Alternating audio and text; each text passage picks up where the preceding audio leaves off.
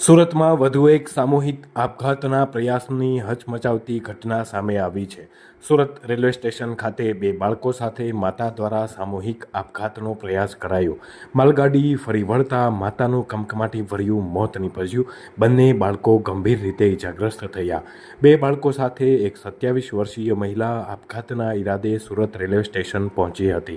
આપઘાત કરવાના ઈરાદે એક માલગાડી ટ્રેન આગળ મહિલા બાળકો સાથે સૂઈ ગઈ હતી. ટ્રેનની અડફેટે મહિલા આવતા ઘટના સ્થળે જ તેનું મોત નીપજ્યું હતું. બંને બાળકો ગમે તે इजाग्रस्त થતા સ્વીમેર हॉस्पिटल खसेड़ाया है। मेरा नाम खलील शाह है। मैं महाराष्ट्र में रहता था। मैं महाराष्ट्र से आया था। एक नंबर गेट पे मैंने गर्दी देखा तो दो जन बैठे हुए थे बच्चों को लेके बैठे थे। हमने पूछा भाई क्या हुआ, तो बोले उसकी मम्मी और बच्चे बोले गिर गए बोले। तो बोले मम्मी तो बोले कट गई बोले, बच्चे बच गए बोले। अब बच्चों को बोले भाई 100, हमने पूछा बोले 108 को फ़ोन किया, तो बोले हाँ किया बोले।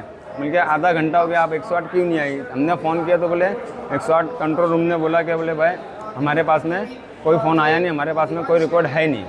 तो हमने फ़ौरन बुला के 3 मिनट के अंदर 108 वहाँ पर आ गई। 108 आने के बाद में हमने फ़ौरन उनको बोला कि आप बैठो, तो बोले हम नहीं जाएंगे बोले पुलिस केस है, बोले हम नहीं जाएंगे। तो हमने बोला ठीक है पुलिस केस है ना, हम जो भी होंगे हम देख लेंगे बाद में। बच्चे हमने लिए, एम्बुलेंस के अंदर बैठे और एक बंदा और था मेरे साथ में, वो बंदा भी आया था।